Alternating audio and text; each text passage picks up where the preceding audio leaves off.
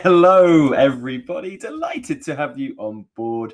Welcome to the Wine with Jimmy YouTube channel. Here, it's a wine educational channel, really designed for those of you studying the world of wine to get more from it, more understanding. So, of course, you can go into your examinations full and brimming of confidence. Welcome to a series here called Wines of the World. That's D3 for the WSET Level 4, that big unit. And we're here looking at the southwest of France. So this is a 4 series section. This is series 2, looking at Cahors. Remember not to pronounce the H because the French get very upset with that. Cahors is your AOC, and we are in a 6-part series. Quite small presentations, these ones, but a nice 6-part series. Part 1 and 2, so this one we're about to go through and the next, is available as free content on the world of YouTube with advertising, whereas parts 3 through to 6 are exclusive only to my e-learning portal. That's over at www.winewithjimmy.com, and that's ad-free. Lots of other bells and whistles as well there, including things like mock questions, flashcards, and so on. It's a really useful resource. If you have any comments, questions, or concerns, please do pop them in the comments below this video here on YouTube. Make sure you click like because it helps, and subscribe for our weekly updates here. You can also utilize the social media that you see at the bottom of every slide, all of the handles. So with Cahors here, we're talking about the introduction and history of this area. So just really where it is, the location, and then just a little bit about the interesting history of this specific AOC. Okie dokie.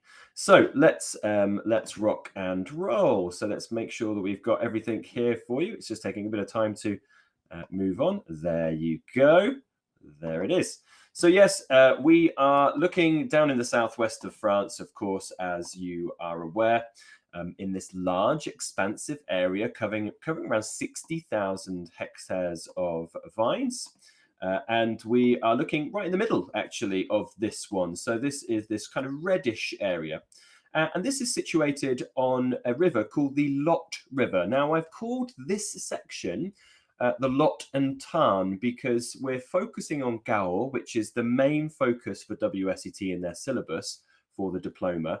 But there are other AOCs, which I will cover later on in the final part of this series. Things like Marcillac, for example, Gaillac, which make very important wines down here, and also things like Bouzet, for example. And I call this the Lot and Tarn, because basically the Tarn runs in here. It's the Garonne as well. I'll talk a little bit about that later.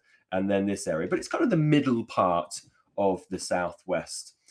Now, this area has a noticeable maritime influence, but it's kind of partly continental, partly maritime.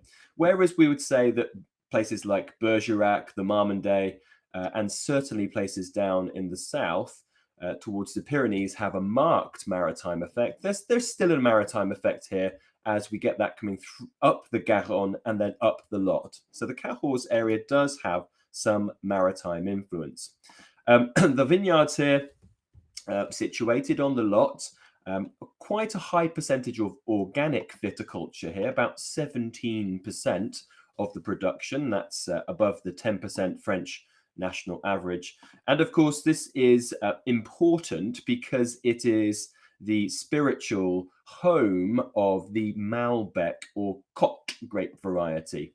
There are other varieties here as well, like Merlot and Tannat. And Tannat actually is a minor grape here because it's more difficult to ripen it in Cahors. But it really is dominated by the Malbec variety. And of course, on a later video, I will go into full details about the history of Malbec and also, of course, its key characteristic and the style specifically from Cahors. Sorry, with that out. It's very, very difficult for an English person to not pronounce the H, of course, in that word.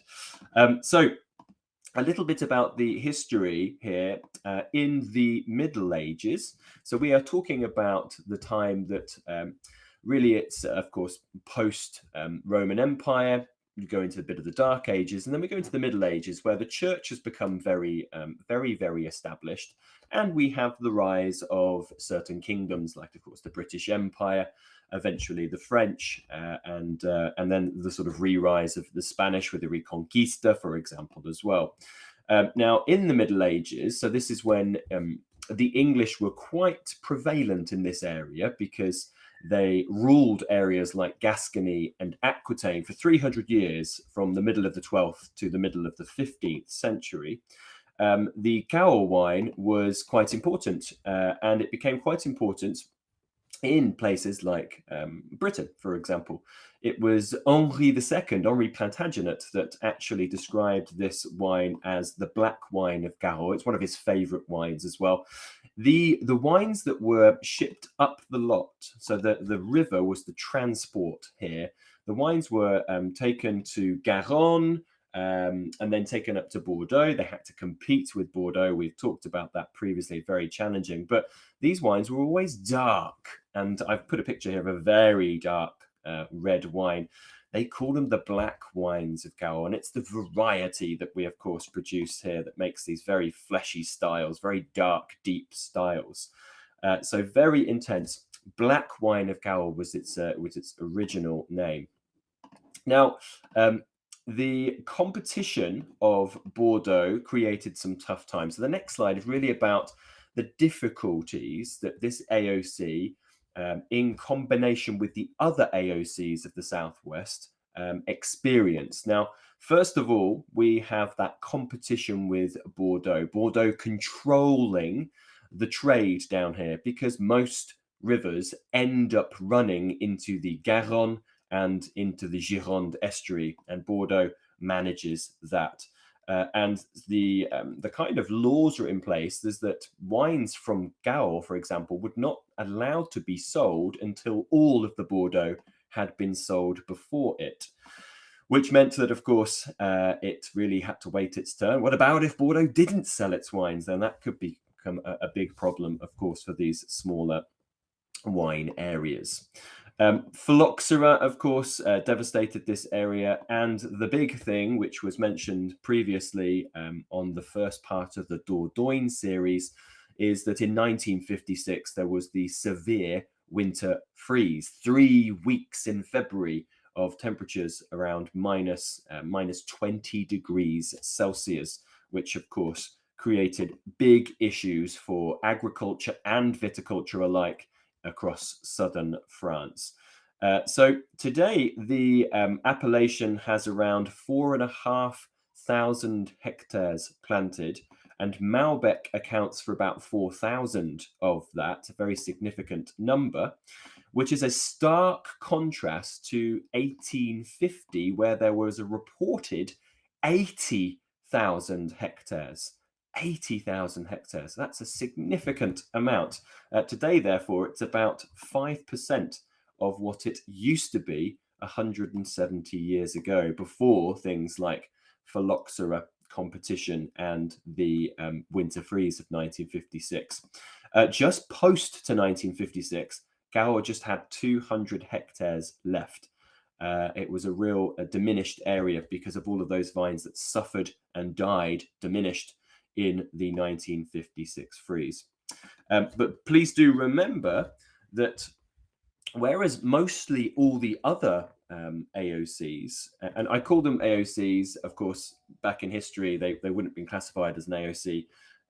Many of them not being classified until the 30s, the 40s, and the 50s, 1930s, 40s, 50s. But bear with me, you know what I mean, an appellation, a wine producing area.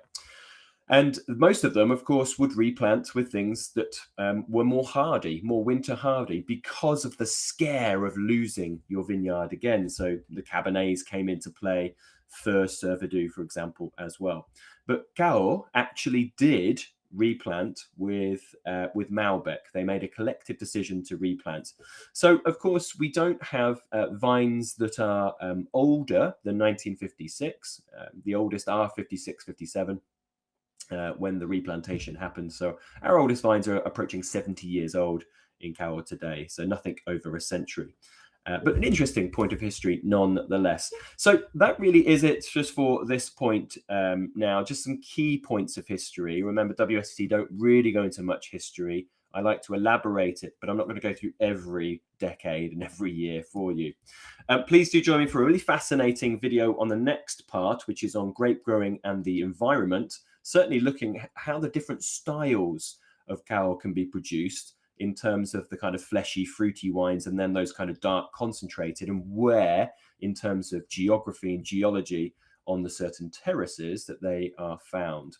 So please do join me for that video part 2. Once again, any comments, questions or concerns, please do get in touch. You can do so by commenting on this video below, and make sure you click like and subscribe. If you do find yourself in the United Kingdom, then you know I've got wine schools, I've got a wine bar. Come and see me at one of my establishments for, of course, a class, a glass, but more likely, a bottle. Ciao for now. I've been Jimmy Smith. Thank you very much.